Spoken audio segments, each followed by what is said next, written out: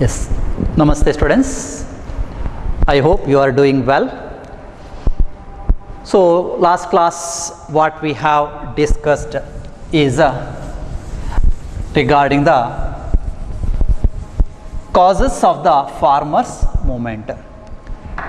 Today we are going to discuss the political implications of the farmers movement. Political implications of the farmers movement. Because of the farmers movement in India, the government has taken several measures or development works for the interest of the farmers. It is a duty of every government to reduce the grievances of the farmers. One thing we must remember, any government cannot get the opposition from the farmers. They cannot survive by getting opposition from the farmers. That's why almost all the governments took several measures for the interest of the farmers. So we have to discuss what are the important measures taken by the government to protect the farmers' interest. So first important measure taken by the government is agricultural loans. Agricultural loans or several agricultural schemes, loans and several agricultural schemes. The government has taken provided several agricultural loans for the interest of the farmers. Today, through the cooperative societies and even from the commercial banks, loan facilities are provided at the low rate of interest and even sometimes 0% interest. Loans are provided for the farmers in order to protect their interest. So among the various agricultural loans, important are, first one is the National Crop Insurance Program. National Crop Insurance Program. Under the National Crop Insurance Program, loans are provided. Again, National Agricultural Insurance Scheme. National Agricultural Insurance Scheme, NAIS, National Agricultural Insurance Scheme has been introduced. Then weather-based crop insurance scheme. Weather-based crop insurance scheme. Weather-based crop insurance scheme. Then Primary Development Bank. Primary Land Development Bank. Primary Land Development Bank. PLD Bank. It is better known as a PLD Bank. Primary Land Development Bank. So these are the various institutions and the schemes or various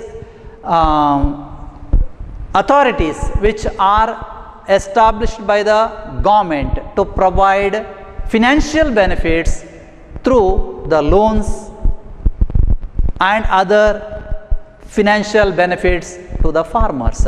So National Crop Insurance Program, National Agricultural Insurance Scheme, Weather-based Crop Insurance Scheme, then Primary Land Development Bank. So these are the schemes provided to the farmers to give agricultural loans. Apart from this, in recent days, the central government also introduced several schemes for the farmers. Pradhan Mantri Kisan Samman Yojana, recently introduced. Pradhan Mantri Kisan Samman Yojana has been introduced by the central government. Then Pradhan Mantri Kisan Rozgar Yojana, Pradhan Mantri Bima Fasal Yojana.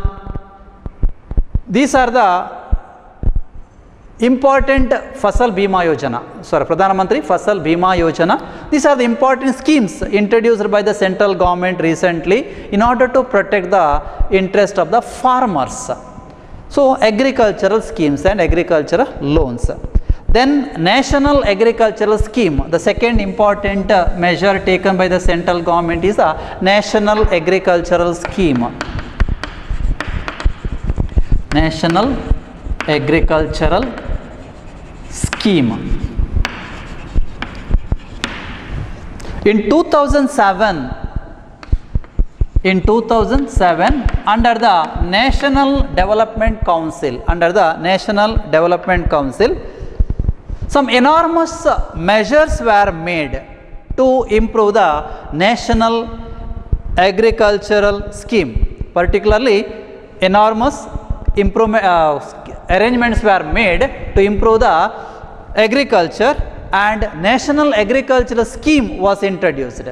And this scheme aims to provide 4% increase in the agricultural production. The scheme mainly aims to make 4% increase in the agricultural production. The main objective of this plan is to determine agricultural policy of all the states and provide essential facilities. The main objective of this scheme is to determine agricultural policy of all the states and provide essential facilities.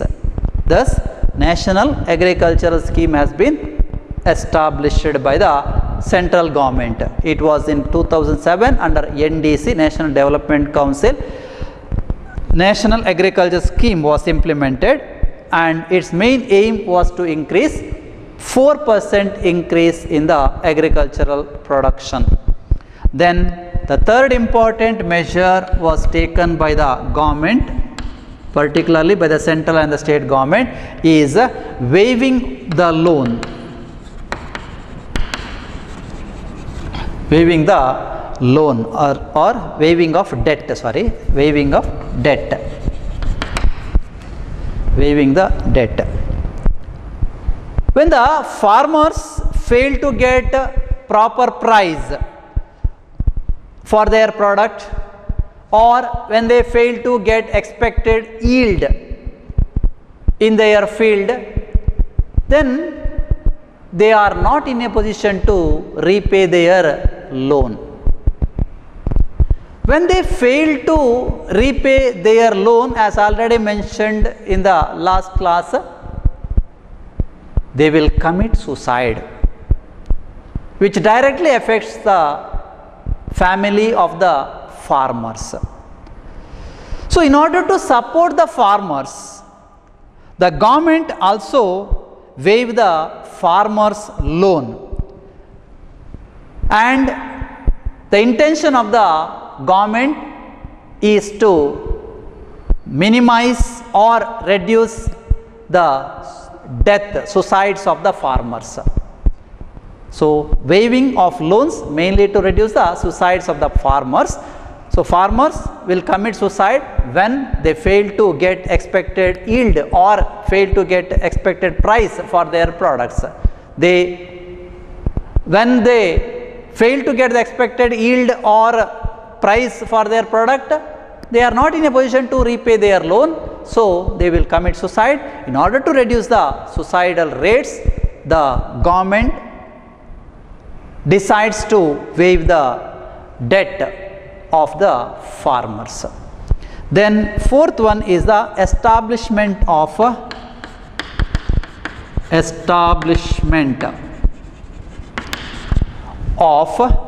peasant liaison center. Establishment of peasant liaison center. Establishment of peasant liaison center. Peasant liaison centers are opened in order to educate the farmers and also to provide necessary implements for the farmers.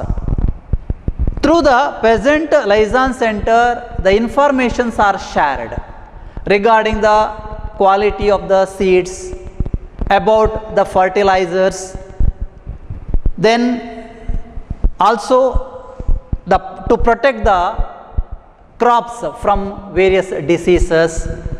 So these informations are shared to the farmers through the peasant liaison centers. So in this regard, peasant liaison centers are established particularly in the Hubli level in order to protect, in order to safeguard the peasant interest. Then the fifth one is the veterinary service. Veterinary service. Veterinary service. So veterinary services. Why veterinary services are provided? So it is a supporting activity to the agriculture.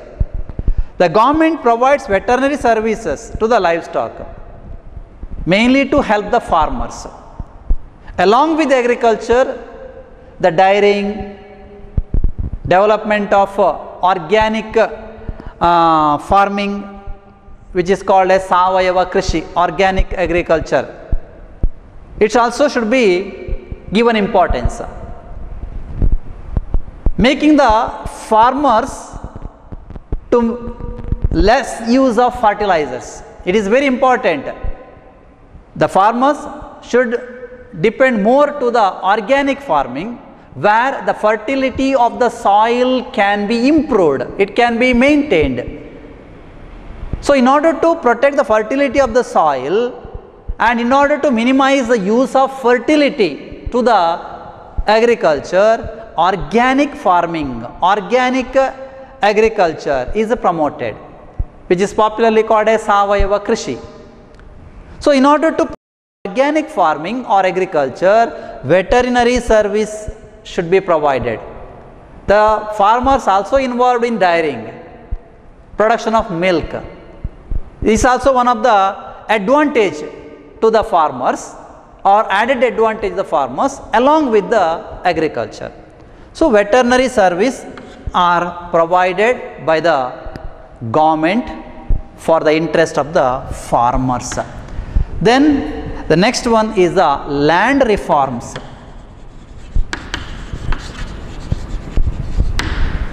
Another important measure taken by the government is through the Land Reforms Act. Land Reforms Act. So Land Reforms Act has been introduced in order to protect the interests of the farmers. The National Land Reforms Act was implemented in Karnataka in 1974. National Land Reforms Act was implemented in Karnataka in 1974. During the time of Devaraj Aras, was the chief minister at that time. Indira Gandhi, the former Prime Minister of India, during her term, National Land Reforms Act was implemented in India. The same law was implemented in Karnataka in 1974 during the time of Devaraj Aras. Those who plough the land are the real owners of the land. Those who plough the land are the real owners of the land. Uluvavane holadodeya. This particular principle was introduced during the Land Reforms Act of 1974, where so many landless farmers who worked under the landlords as like slaves or bonded laborers, they became the owners of the land. They became the true owners of the land. So many landless farmers got their land. It was during the Land Reforms Act of 1974. During the time of Devaraj Aras in Karnataka, this particular act was implemented. Again, in 2013,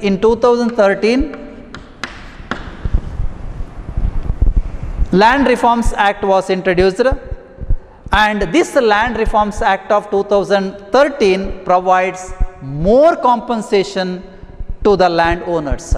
More compensation to the landowners. Then rehabilitation and settlement facilities, retaining the ownership of land with the farmers, retaining the ownership of the land with the farmers. Then no forceful acquisition of agricultural land, no forceful acquisition of agricultural land till the final settlement. No forceful acquisition of the agricultural land till the final settlement, and providing the same quantum of land elsewhere in the case of SCs and STs. Providing same quantum of land elsewhere in the case of SCs and STs, etc. are the important measures taken in the Land Reforms Act of 2013. So, important measures are providing proper compensation and rehabilitation and settlement facilities, retaining the ownership of the land with the farmers, no forceful acquisition of agricultural land till the final settlement, providing same quantum of land elsewhere in the case of SCs and STs. These are the important measures taken under the Land Reforms Act of 2013. So, students, today it is a necessity of the government to provide a justiciable solution for the problems of the farmers. As already mentioned, the farmers are the backbone of Indian economy. Nearly 70% of our population depends on agriculture. So, no government can survive if they neglect the interest of the farmers. That is why giving a respectable life to the farmers, giving protection to the farmers is very necessary for the interest of India. So, India and Indian economy can be survived only when the interest of the farmers are protected. So, this is about the farmers movement. Yes. Then we have to discuss the sixth important movement, that is the human rights movement. Sixth important movement, that is human rights movement.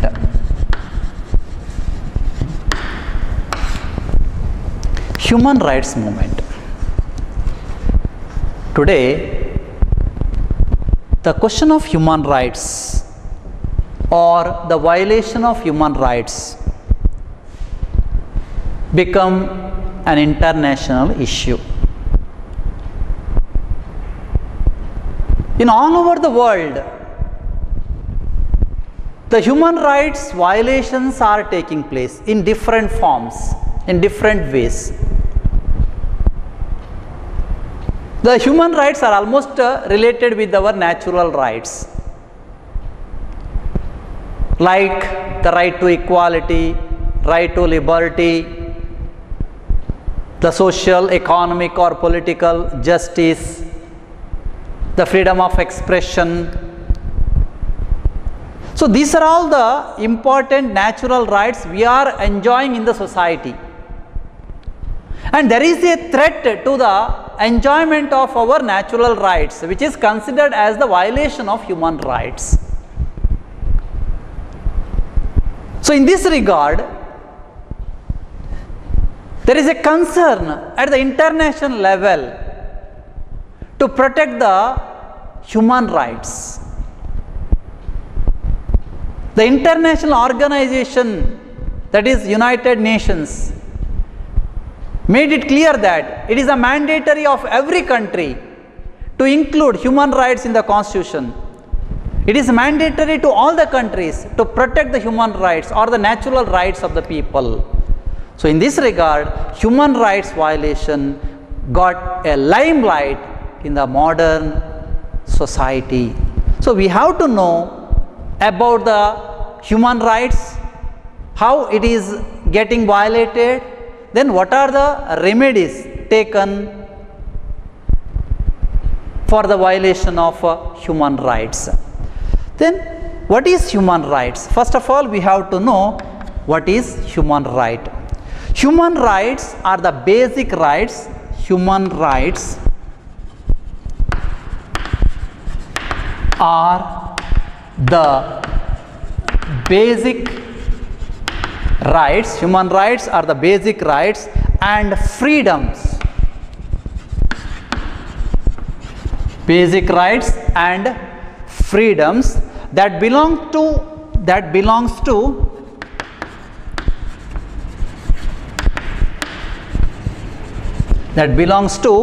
every person in the world. Every person in the world from birth to death. From birth to death. From birth to death. So human rights are the basic rights and freedoms that belongs to every person in the world from birth to death. So what is the basic rights? Is the basic rights. So the basic rights are based on the shared values. The basic rights are based on the shared values, like it is based on the shared values like dignity, fairness, like dignity, fairness, equality, respect and independence. Respect and independence. So it is based on the shared values, the basic rights based on the shared values like dignity, fairness, equality, respect and independence. So these human rights are very inherent to every human being in the society, irrespective of caste, irrespective of color, nationality, sex, religion, place of birth, etc. Each and every individual, each and every person in the society must have certain rights. He should enjoy these rights. That's why human rights are considered as those rights which are very essential for the survival of the individual. They are inseparable. They are very essential for the survival of the individual, without which a man cannot live a honorable life, a respectable life in the society. That's why it is called human rights. These human rights are today in danger. The dignity of the individual, the freedom of the individual, the freedom of expression of the individual, the principle of equality, these are all in danger. There are many cases of violation of human rights today. We can cite several examples where human right violations are made in the globe. For example, forceful evacuation of the people from their house. Forceful evacuation of the people from their house. It is also one of the human right violation. Then failure to ensure minimum wages which is sufficient for their life. Failure to ensure minimum wages for the workers which is sufficient for their decent life. It It is also a violation of human right or natural right. Then failure to prevent starvation. Today there are various cases of starvation deaths in various parts of the country. So failure to prevent starvation is also a violation of human right. Then failure to protect the freedom of expression of the people. We have the freedom of expression, but in one or the other case, the freedom is curtailed. That is also a violation of human rights. Then arbitrary arrest, arbitrary and illegal disconnection of water, arbitrary and illegal disconnection of water for personal and domestic use. Then failure to ensure maternity leave for the working mothers, failure to ensure maternity leave for the working mothers, etc., etc. So these are so many, there are so many instances where our natural rights are violated. So in this regard, in the international level, the international organization, particularly the United Nations, took the initiative to protect the human rights. So in this regard, on December 10, 1948, the United Nations made a declaration called United Nations Declaration of Human Rights, UDHR. Students, we remember one more question for abbreviation, UDHR, expand UDHR, United Nations Declaration of Human Rights, United Nations Declaration of Human Rights. So on December 10, 1948, United Nations, in order to safeguard the human rights of the people all over the world, made a declaration called Universal Declaration of Human Rights. Make it clear, make it correct, students, dear students, make it correct. Universal Declaration of Human Rights. It is not United Nations, Universal Declaration of Human Rights. Make it correct. Universal Declaration of Human Rights, which was a declaration made by the United Nations for the protection of human rights. And by this declaration, United Nations made it clear that it is mandatory for all the countries of the world to include the human rights in the constitutions. It is necessary to safeguard the natural rights of the people, human rights of the people, and they have to protect the human rights for the general interest. And so almost all the countries of the world today included human rights in the constitution itself. So in this regard, we have to quote one of the famous definition given by Justice M. N. Venkatachalaya. I think almost all of you heard the name of Justice M. N. Venkatachalaya. He was a former Chief Justice of Supreme Court of India, and he was also the former Lokayukta of Karnataka. So Justice M. N. Venkatachalaya, he said regarding the human rights, importance of human rights, he said, human rights are in own nature. Human rights are in own nature, and without which we cannot live as human being. Human rights are in own nature, and without which we cannot live as a human being. That means how the human rights are very essential for a human being. So without human rights we cannot live as a human being.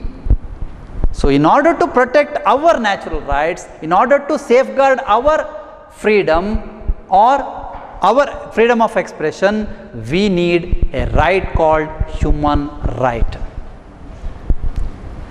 So there are various causes which we have to discuss where human right violations are made. For that violation today human rights movement become essential. So what are the causes for the human rights movement? So it is a 5-mark question in the examination. What are the causes for the human rights movement? Explain the causes for the human rights movement. That may be a question in the examination for 5 marks. So students, be clear. The first cause for the human rights movement is to protect civil liberty. To protect civil liberty. To protect civil liberty. Part 3rd of the Indian Constitution, which mainly provides certain rights, which we call it as the fundamental rights. These fundamental rights are very essential for the individual to develop our individual personality. So it provided a dignity to each and every individual in the society. These rights are provided. Why? Because we are all born equal. We should remain equal. We should enjoy equal facilities in the life. That is the nature. So all men are born equal and we should remain equal. And each and every citizen should enjoy equal rights. But in practice, in the society, there are certain sections of the society who denied certain rights, particularly the Dalits, the women and the children. They are suppressed and exploited in the society. They denied their civil rights. So,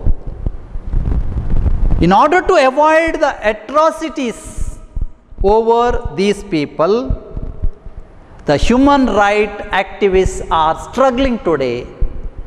They are making agitation in the name of human rights movement. So, in order to get their justiciable rights, in order to get their civil rights, the human rights organizations are making the movement. So, certain section of the society, particularly the Dalits, the women, the children, they denied their rights. They are suppressed and exploited in the society. So, in order to get their rights, human rights movement has been started. Then secondly, to remove slavery. To remove the slavery. Slavery today is constitutionally banned. The practice of slavery in any form, in any kind is illegal. It is a punishable offense. But still, the slavery is in practice in many parts of the country. Many parts of the country.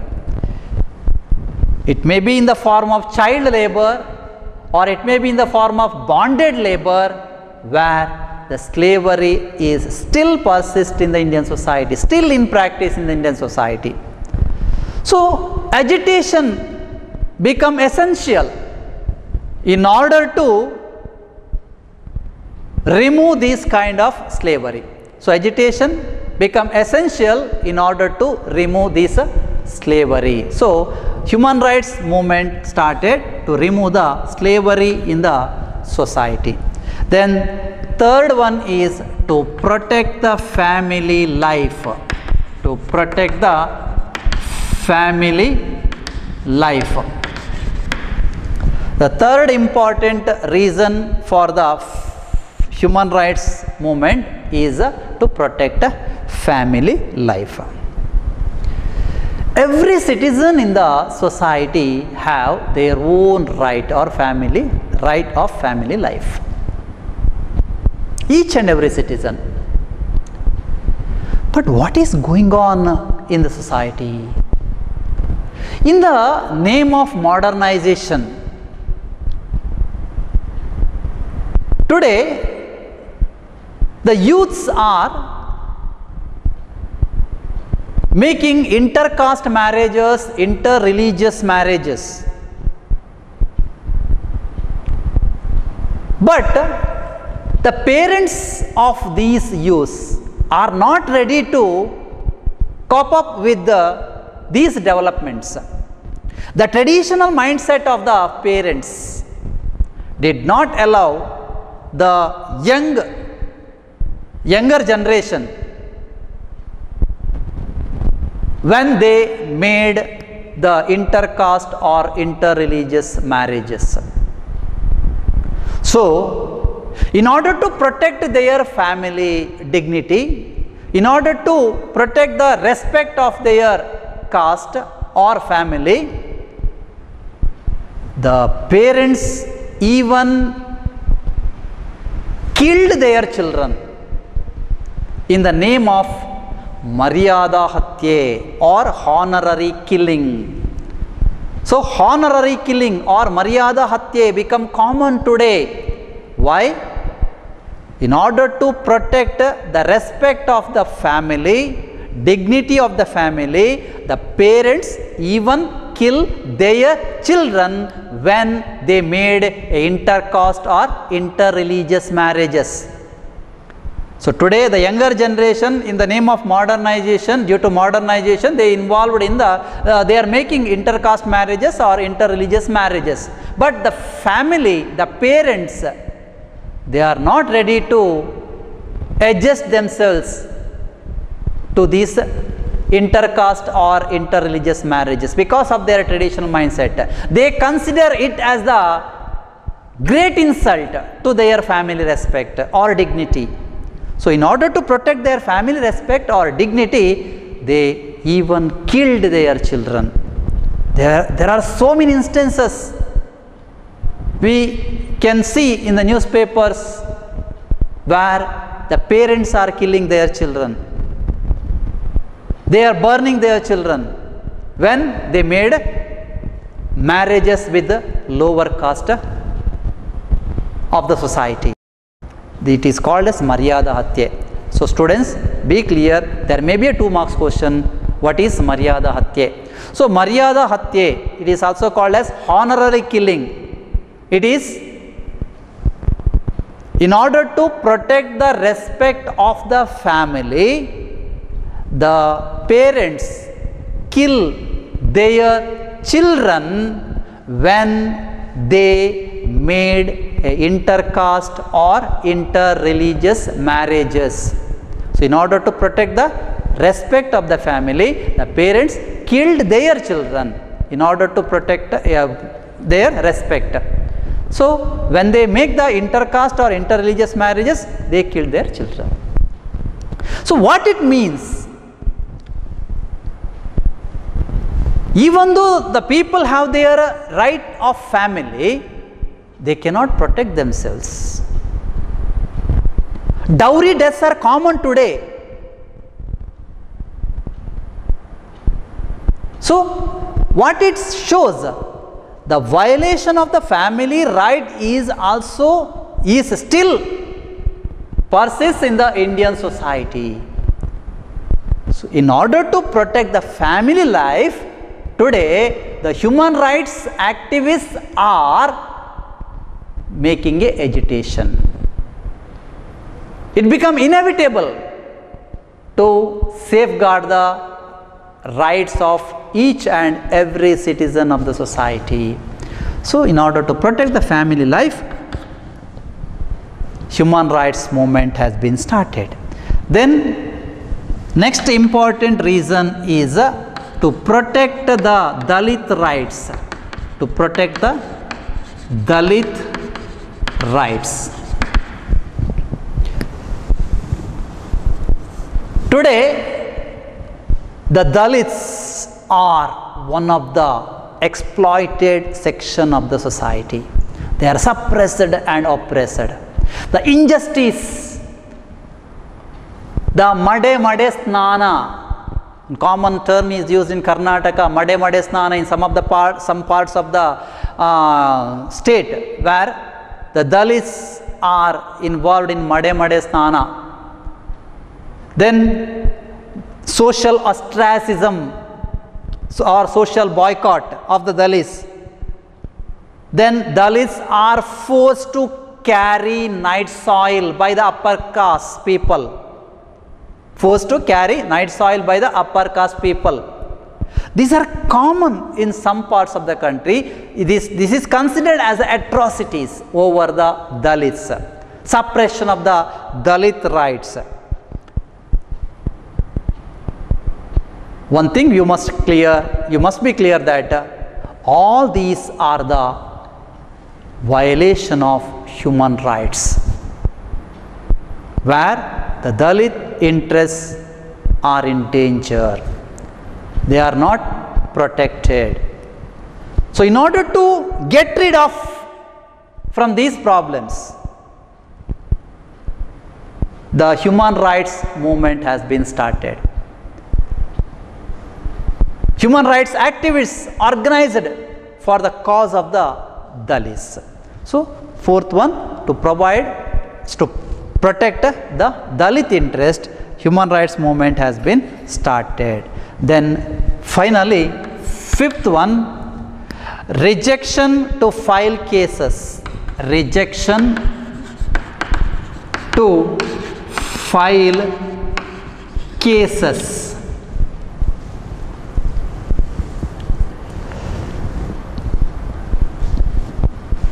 It is the duty of the police or authority to register cases whenever the aggrieved person made a complaint regarding the violation of his right.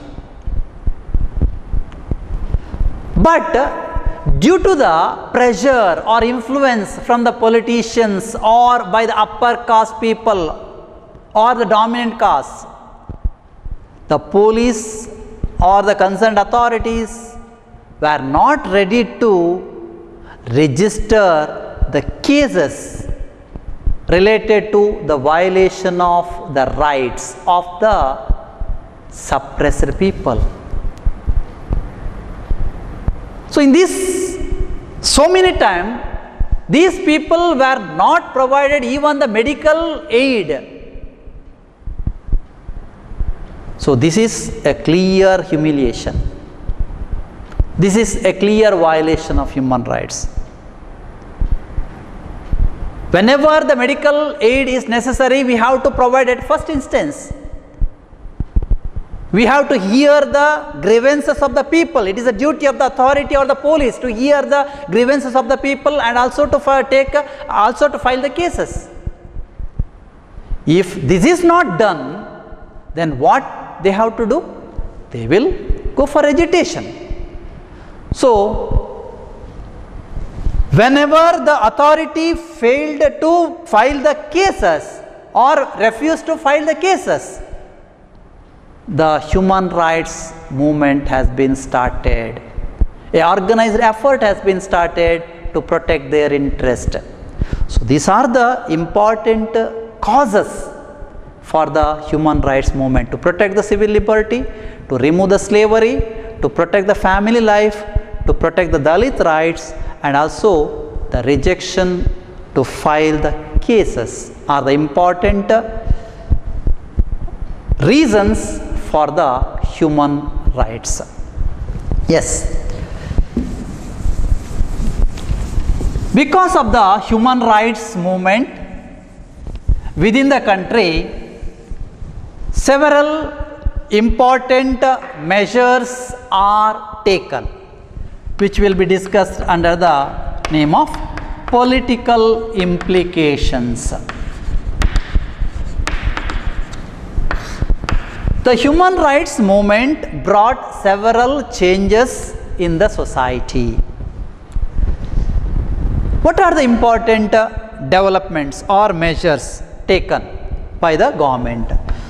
So first one is the establishment of National Human Rights Commission. The establishment of National Human Rights Commission. The first one is the establishment of National Human Rights Commission. Students, please go through this abbreviation. It is NHRC. 1 mark question can be asked in the examination. Expand NHRC. The full form is the National Human Rights Commission. I already mentioned in the earlier classes also. So, National Human Rights Commission was established in 12th October 1993. In 1993, Human Rights Commission, National Human Rights Commission was established. Why this commission was established? This commission was established to hear the cases related to the violation of human rights within the country.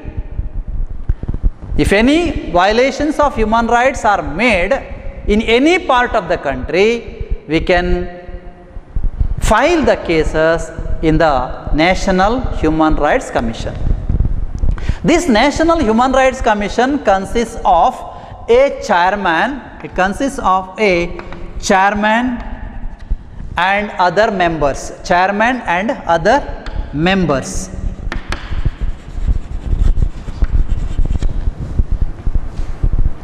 The chairman of the National Human Rights Commission is appointed by the President on the recommendation of the Union Cabinet.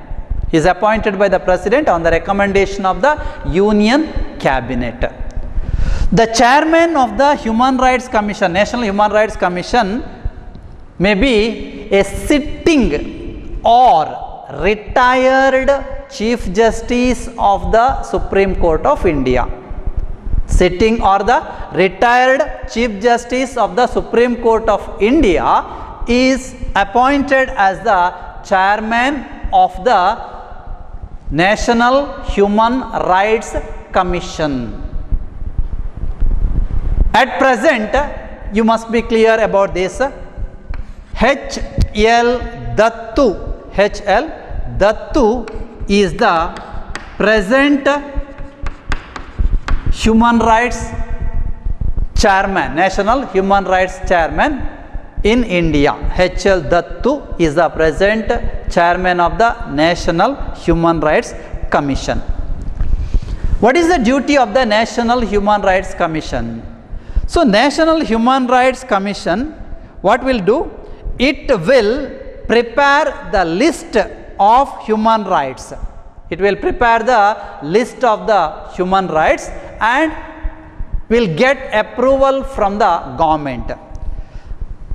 Whenever the violation is done, at that time a systematic inquiry will be made by the commission. Whenever the violation of the human rights are made, then systematic inquiry will be made by the Human Rights Commission, and while making the inquiry, transparency will be maintained. Transparency will be maintained with the help of the judiciary.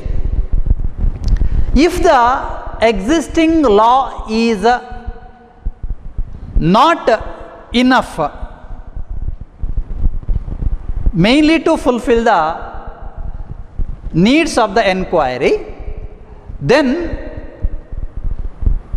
respecting the international order and contracts, the Human Rights Commission or National Human Rights Commission, it can also enact new laws. It can also enact new laws. So, whenever the existing law is insufficient to make the solve the cases, a separate new law can be made by respecting the international laws or contracts and solutions. So, this is the work of the National Human Rights Commission. Then the second one is the State Human Rights Commission. State Human Rights Commission. SHRC. So like National Human Rights Commission, in the state level also, the State Human Rights Commission can be formed according to the Human Rights Act of India. According to the Human Rights Act of India, State Human Rights Commission is also formed. So this State Human Rights Commission is also consists of a chairman and some members. Chairman and the members. The chairman is appointed by the governor of the concerned state according to the advice of the state cabinet. According to the advice of the state cabinet, there is a panel to appoint the chairman, and on the base of that panel, he is appointed by the governor of the state. So the qualification to become the chairman of the State Human Rights Commission is he may be a sitting or retired judge of the Supreme Court. He may be the sitting or retired judge of the Supreme Court, or he may be a sitting or retired Chief Justice of the High Court. He may be appointed as the chairman of the State Human Rights Commission. In Karnataka, the State Human Rights Commission was formed in 2005. In Karnataka, State Human Rights Commission was formed in 2005. And the present chairman of the Karnataka Human Rights Commission is D.H. Waghela. D.H. Waghela is the present chairman of the Karnataka State Human Rights Commission. So H.L. Dattu is the chairman of the National Human Rights Commission. D.H. Waghela, retired judge of the Supreme Court. He was also Chief Justice. He was also a Chief Justice of Karnataka High Court. Then he was promoted to Supreme Court. So he was the retired judge of the Supreme Court of India, who is presently working as the chairman of the State Human Rights Commission. Then the third important provision regarding the human rights is the protection of child rights. Protection of child rights. So violation of human rights, particularly the child rights, also seen everywhere. In India, the rights of the children are violated everywhere. Atrocities, heinous crimes are made even over the children. So in order to protect the child rights, the Deputy Commissioner in every district, Deputy Commissioner, DC, Deputy Commissioner in every district is the authority to look in detail regarding the exploitation of the rights of the children. The measures are taken to register the cases on the basis of the complaints made through the child helpline. Child helpline. I think almost all of you have the number of the child helpline 1098. Child helpline number is that 1098. So the complaints are received from any part of the state through 1098 number. This is a child helpline number where the complaints can be registered, particularly regarding the matters of child labor, then child abuse, encouraging the children for begging. There are so many cases where the children are kidnapped and used for begging. So such kind of rackets were unearthed in several parts of the country. So abusing the children, then child labor, encouraging the children for begging, these are all considered as a violation of the rights of the children. So when complaints are made, proper action can be taken. In the district level, it is a DC who is the authority to take action against the violation of children, rights of the children. Then one more important measure taken because of the human right movement is creating awareness. Creating awareness. The speedy disposal of the cases, the speedy disposal of the grievances of the people, and many cases registered in the commission and solutions which are provided by the National Human Rights Commissions or the State Human Rights Commissions, etc., prove that people are definitely aware about the movements and its achievements. Today, several complaints are made to the National Human Rights Commission and even to the State Human Rights Commission. There are complaints regarding the child abuse or molestation, or even particularly the atrocities or heinous crimes against the children. Complaints are made. The increasing rate of complaints shows that there is a clear awareness among the people regarding the violation of human rights. If this or such kind of awareness is created, then definitely there is a change in the society. It shows that there is a change in the society. So, human rights movement brought several changes among the people in the society, and there is a clear awareness was created among the people regarding the violation of human rights. So, the human rights movement is having a long way which provides a peaceful and happy life among the people, and also creates awareness among the people in order to provide a remedy for their grievances. Today, it is necessary to protect our natural rights. People's rights are violated in different forms. To safeguard their rights, to safeguard their interest, to protect their freedom, there is a need to make a organized effort, and the human rights movement provided a platform to protect our natural rights. So students, please remember, it may be a 10 marks question in the examination. Explain the causes and political implications of human rights movement. If such questions are asked in the examination, you have to explain both the causes and political implications. Generally, it will be asked for 10 marks. Otherwise, the 5 marks question may be asked in the examination. What are the causes of human rights movement? And also, what are the political implications of human rights movement? So, both are two different questions which may be asked in the examination for 2 marks and 5 marks, and 2 marks question is also there. What is a human right?